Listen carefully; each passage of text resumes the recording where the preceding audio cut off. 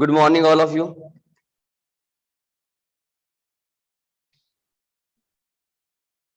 Our next topic is linear pair angles. Linear pair angles. Linear pair angles. अब इसमें क्या होता है, हमने कल डिस्कस किया था एडजेसेंट एंगल्स. एडजेसेंट एंगल्स और इसकी स्पेशलिटी क्या थी अपने पास कि there are two angles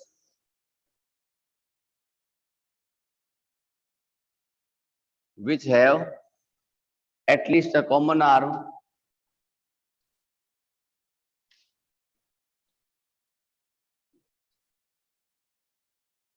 and one common vertex. यानी एडजेसेंट एंगल के पास क्या था, one common vertex and one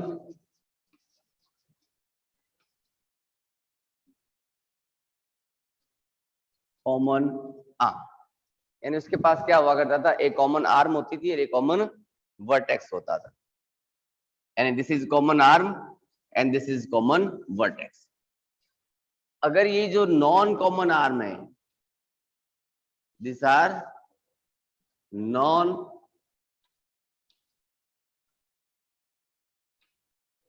common arms, ये क्या बना दे, एंगल इज इक्वल्स टू 180, यानी अपोजिट डायरेक्शन में चली जाए और एक लीनियर पेयर बना दे, एक लाइन बना दे, जस्ट लाइक दिस.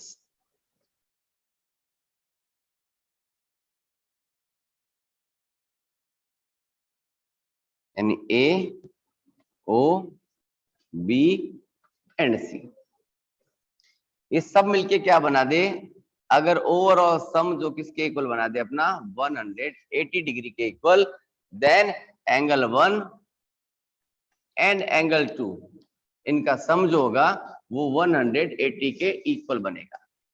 किसके इक्वल बनेगा, 180 के इक्वल बनेगा. इट मींस ये क्या कहलाएंगे अपने लीनियर पेयर एंगल्स.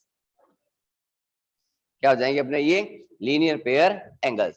यानी two adjacent angles are said to be form a linear pair. यानी टू एडजेसेंट एंगल्स जो है वो आपस में एक लीनियर पेयर का पार्ट बन सकते हैं. कब बन सकते हैं, if their non common arms are two opposite face. इनकी नॉन कॉमन आर्म जो होती है वो कहाँ चली जाती है, दोनों अपोजिट रे बन जाती है. ये क्या कहलाती है, नॉन कॉमन आर्म थी, अपोजिट रे बनी और उनका सम जो किसके इक्वल बन जाता है हमारा 180 के इक्वल. इस कंडीशन में ये क्या कहलाती है, लीनियर पेयर एंगल्स कहलाते हैं. क्या कहलाते हैं, लीनियर पेयर एंगल्स. बट कभी कभी ऐसा भी होता है हमारे पास कि यहाँ ओनली टू एंगल्स नहीं होकर मोर देन टू एंगल्स भी हो सकते हैं. जैसे मान लिया मैंने एक फिगर बनाया आपके लिए ऐसा कुछ, where AOB is a line 1 and 2, 1 2 and 3. There are three angles, angle 1, angle 2 and angle 3. तो इन एंगल 1 2 and 3 इन तीनों एंगल्स का सम भी कितने इक्वल होता है, 180 डिग्री के इक्वल होता है. तो उस कंडीशन में ये भी अपना क्या डिनोट करेगा, लीनियर पेयर एंगल्स. यानी लीनियर पेयर बनाने के लिए हमारे पास क्या रिक्वायर्ड है, एक सिंगल लाइन होनी चाहिए, उस पर टू और मोर देन टू एंगल्स होने चाहिए और उनका सम हमेशा किसके इक्वल होगा, 180 डिग्री के इक्वल होगा. ठीक है, चलो देखते हैं नेक्स्ट थिंग. और अपनी यहाँ तो हमने बात की सिंगल लाइंस की. अगर हमारे पास टू लाइंस हो और टू लाइंस एक दूसरे को क्या कर दे, इंटरसेक्ट कर दे. टू लाइंस आपस में एक दूसरे को क्या करे, intersect. when two lines are intersect at any point O, मान लिया A and B and CD. AB and CD are two lines which intersect each other at point O. Then they are known as intersecting lines. क्या कहलाएगी ये? Intersecting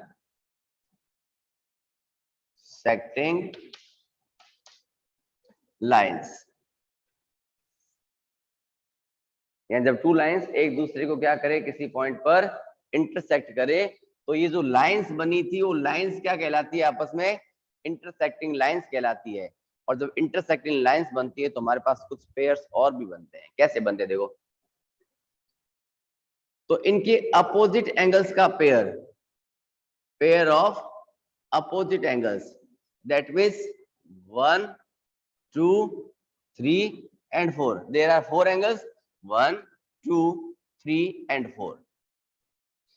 तो pair of opposite angles, pair of opposite angles, हम adjacent angles की बात नहीं करने, ध्यान रखना, ठीक है ना।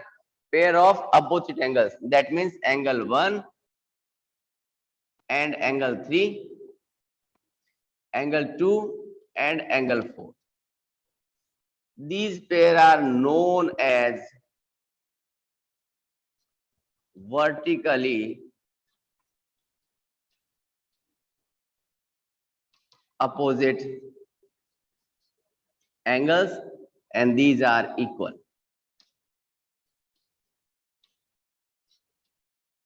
in measure.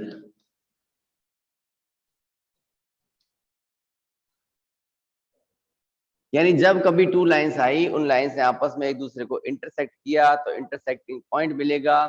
उस पॉइंट के अपोजिट में बने हुए एंगल्स क्या कहलाएंगे? Pair of opposite angles. उनको कहेंगे हम लोग क्या? कि वर्टिकली अपोजिट एंगल्स। और ये वर्टिकली अपोजिट एंगल्स मेजरमेंट में आपस में क्या होते हैं? इक्वल होते हैं। It means angle 1 is equal to angle 3 and angle 2 is equal to angle 4। Opposite angles कौन से होते हैं? वर्टिकली अपोजिट एंगल्स, जिनके वर्टेक्स आपस में सेम रहता है बट कोई कॉमन आर्म नहीं रहता। टू लाइंस पर बनेंगे, वर्टेक्स सेम होगा बट नॉन कॉमन आर्म के साथ, ठीक है। अगर कॉमन आर्म के साथ आ जाता तो एडजेसेंट एंगल में पहुंच जाता। यहाँ नॉन कॉमन आर्म की बात कर रहा है, इट मीन आ जाएगा ये वर्टिकल अपोजिट एंगल्स में जाएगा। एक थिंग और देखते हैं, हाइड एंड सीक का गेम खेले। देखो हमने अब तक कर लिया था लीनियर पेयर एंगल्स, तो क्या मैं इस इंटरसेक्टिंग लाइंस के अंदर लीनियर पेयर एंगल्स का यूज कर सकता हूँ? यस, 100% कर सकते हैं। कैसे होगा देखो, मैंने हाइड एंड सीक के लिए इस रे OB को हाइड कर दिया। हाइड करते मेरे को क्या ऑब्जर्व हो रहा है? Angle 1 plus angle 2 and CD is a line, है ना। CD is a line, CD एक लाइन थी। Then angle 1 plus 4 is equal to 180 degree. Angle 1 plus 4 is equal to 180 linear pair. Similarly अगर मैं इस AB की बात करूं तो angle 1 plus angle 2 is equal to 180। Similarly CD के अपोजिट पार्ट करें तो 2 प्लस 3 इज इक्वल टू 180। अगर मैं इधर की बात करूं तो angle 3 plus angle 4 is also equal to 180। All these are linear pair angles. कोई जरूरी नहीं है हमारा लीनियर पेयर केवल एक ही साइड में बने, उसके अपोजिट डायरेक्शन में भी बन सकता है। अब अगर मैं इसी फिगर की बात करूं और आपको एक क्वेश्चन देते हैं, केवल एक सिंगल वैल्यू देंगे, अदर वैल्यूज फाइंड करेंगे। देखो कैसे करेंगे हम लोग इसको। एक सेम टाइप्स का टू इंटरसेक्टिंग लाइंस लेते हैं और उसका एक सिंगल एंगल देते हैं आपको और कहते हैं find the other angles. Find other angles. There are two intersecting lines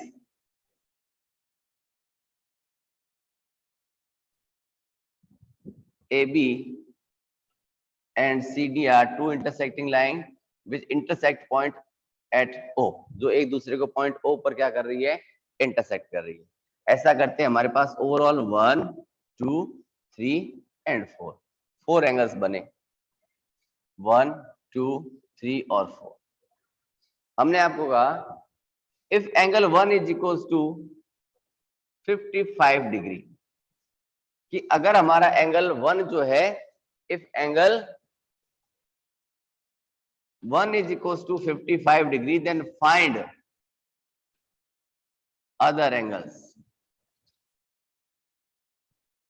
तो हमें इसके अदर एंगल्स फाइंड करना है। तो सिंपल सी बात है, देखो हमने यहाँ पे 2 कंडीशंस देखी।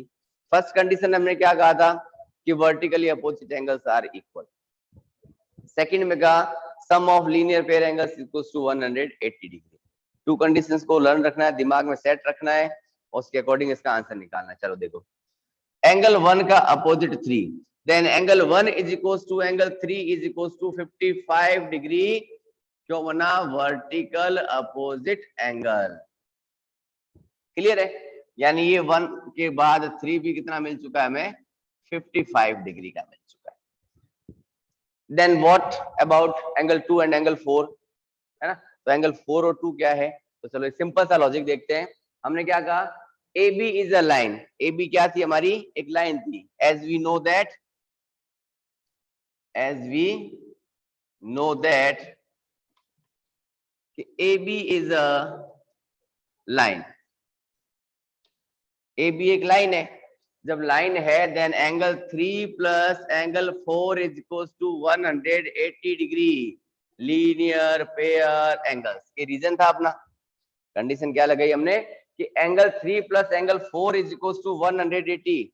क्यों बने? क्योंकि this is a linear pair angles. एक लाइन पर बनने वाले एंगल्स का सम 180 डिग्री होता है। हमने ऑलरेडी फाइंड कर रहा है angle 3 is equals to 55 degree, then 55 plus angle 4 is equals to 180। On transposition we get angle 4 is equals to 180 minus 55। On subtraction we get 125 degree. Angle 4 किसके equal मिला हमें? 125 degree. तो एंगल 2 क्या होगा? Same as कि angle 2 किसके equal बनेगा? Angle 4 के, है ना? क्योंकि these are pair of vertical opposite angles। Then angle 2 is also equals to 125 degree vertical opposite angles। I think कुछ एक स्टेप्स इसके समझ आए होंगे। इजी सा क्वेश्चन था अपना। हमने इसकी डेफिनेशंस करने के साथ साथ इसका सॉल्यूशन भी कर दिया। ठीक है,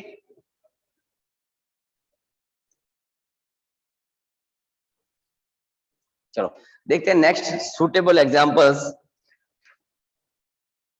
जैसे अभी डिस्कस किया हमने वर्टिकली अपोजिट एंगल्स को, उसमें क्या कहा हमने आपको कि if 2 lines intersect each other at any point, if 2 lines intersect each other at any point, यानी 2 लाइंस जो है अगर किसी एक दूसरे को किसी एक पॉइंट पर क्या करे?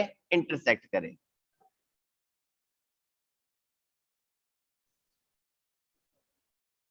तो here PQ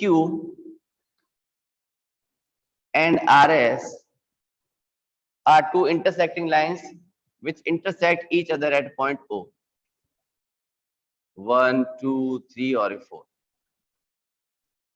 ठीक है, तो हमने क्या कहा? इनके वर्टेक्स अपोजिट होते हैं और अपोजिट साइड में जो एंगल्स बनते हैं वो एंगल्स का पेयर जो होता है वो क्या होता है? अपना वर्टिकल अपोजिट एंगल्स होता है।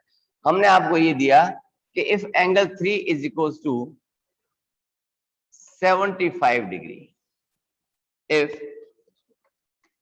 angle 3 is equals to 75 degree, then find other angles। if angle 3 is equals to 75 degree, then find other angles। चलो अदर एंगल्स निकालें। तो फर्स्ट ऑफ ऑल देखो एंगल 3 के अपोजिट में कौन मिला मुझे? Angle 1। Then angle 1 is equals to angle 3 हुआ। क्यों हुआ? क्योंकि इसके अपोजिट में था। अपोजिट में था तो अपोजिट क्या होता है कि वर्टिकली अपोजिट एंगल।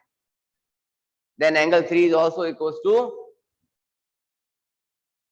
75 था तो 1 भी कितना बन गया? 75।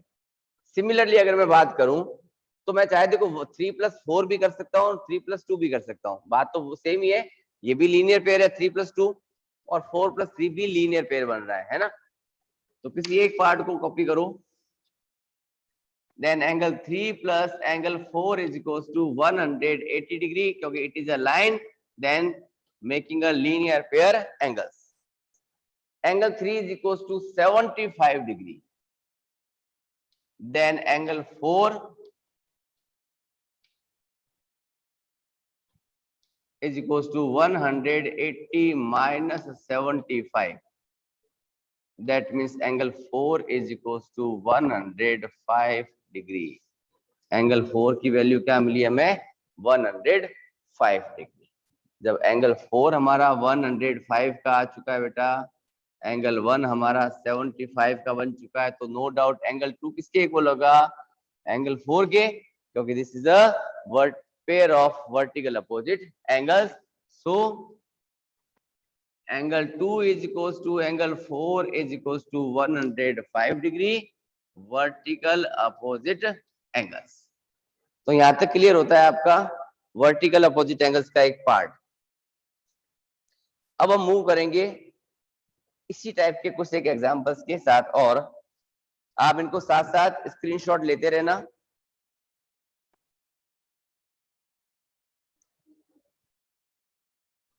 चलो देखते हैं इसी का एक क्वेश्चन और।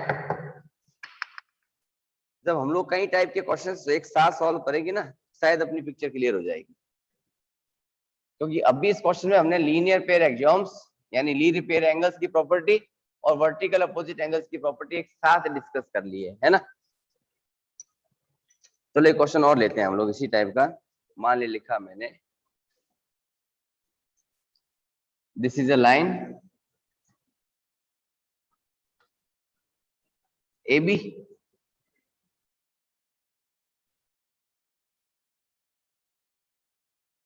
and one row OC stand on line AB. Then there are two angles. First angle, angle AOC, and second angle BOC. उन दोनों का सम किसके इक्वल होगा? 180 के इक्वल होगा, क्योंकि ये क्या है अपने लीनियर पेयर एंगल्स। ये क्या है अपने लीनियर पेयर एंगल्स। अगर मैं आपको इन टू एंगल्स में से किसी एक एंगल की वैल्यू प्रोवाइड करवाऊं, तो मान लिया मैंने दिया आपको 77 डिग्री, यानी एंगल AOC जो था वो आपको दिया मैंने 77 degree. Then what is the value of angle BOC? Then AOC की वैल्यू क्या किया आपने? 77 डिग्री। BOC किसके इक्वल होगा? तो उसके लिए हम लोग करेंगे subtraction. We subtract 77 from 180. Then we get angle BOC is equals to 103 degree. Simple सा कॉन्सेप्ट था। अगर इसी क्वेश्चन में थोड़ी सी कॉम्प्लिकेशन लेके आऊं मैं, तो चलो एक बनाते हैं क्वेश्चन इसी का।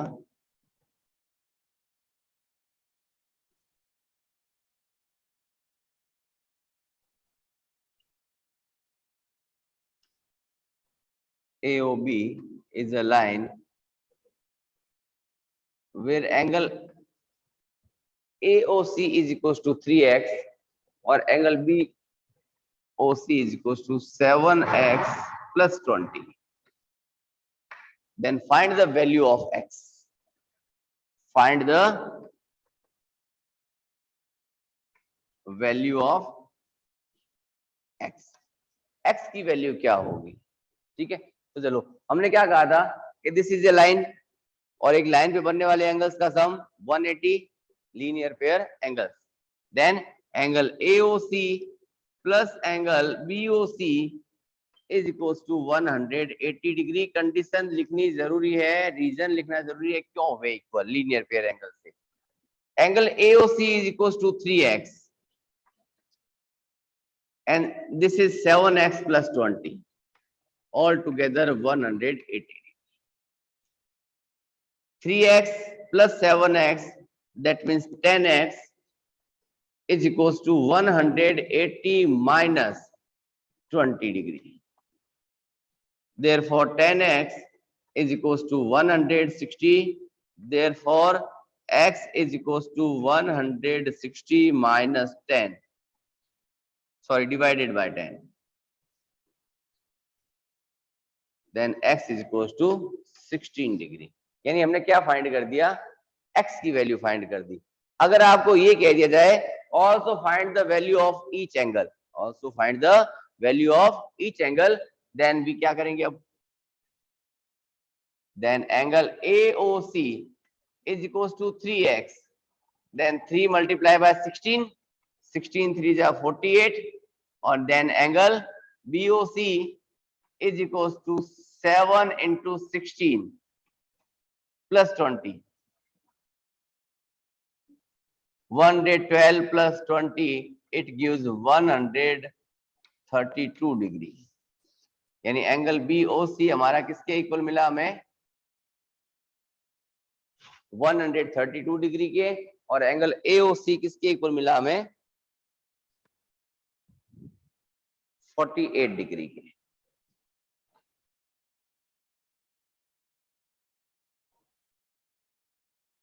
देखते हैं नेक्स्ट ऐसा ही कुछ question.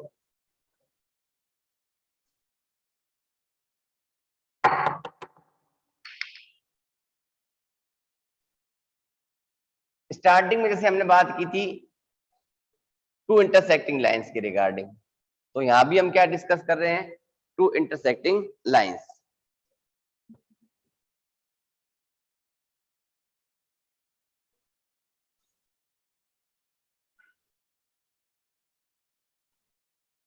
AB and CD are two intersecting lines which intersect at point O.